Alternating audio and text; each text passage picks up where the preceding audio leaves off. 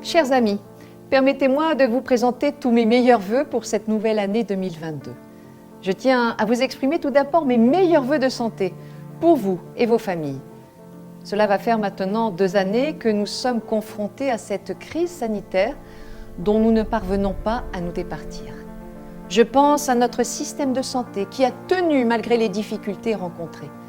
Les professionnels de santé ont aussi tenu, mais sont épuisés et surmenés. Ils souffrent du sous-investissement dans le système de soins.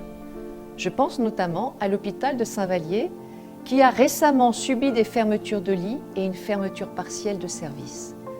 Je me réjouis de l'enveloppe financière obtenue pour les hôpitaux Drôme-Nord et espère que cela contribuera à conforter cet ensemble hospitalier important pour le Nord-Drôme. Chaque Français doit pouvoir avoir accès à une santé de qualité, quel que soit son territoire.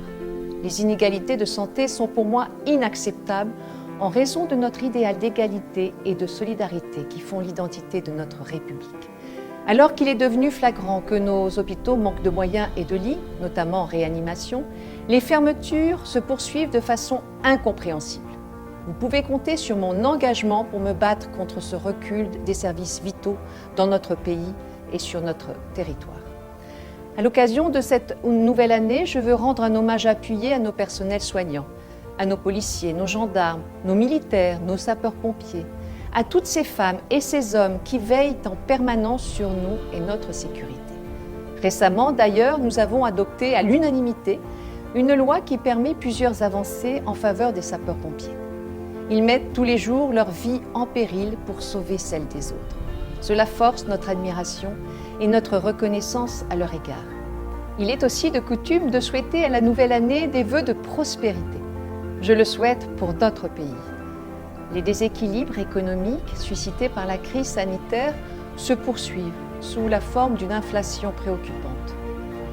Le quoi qu'il en coûte d'aujourd'hui est le moteur de l'inflation de demain.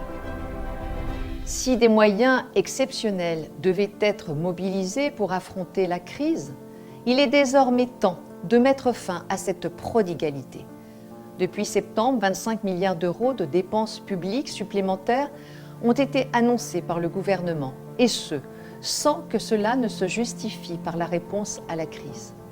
Nous sommes en droit de nous interroger sur cette générosité avec l'argent des Français, à la veille des prochaines élections.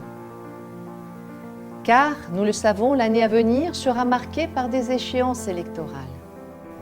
Il est sain, dans une démocratie, que les mandats des représentants du peuple soient remis en jeu régulièrement. Gageons que les débats qui se tiendront à cette occasion seront riches et porteurs d'idées pour la France. Chers amis, je veux vous adresser mes vœux les plus chaleureux pour vous et vos proches. Belle et heureuse année 2022 à chacune et à chacun d'entre vous.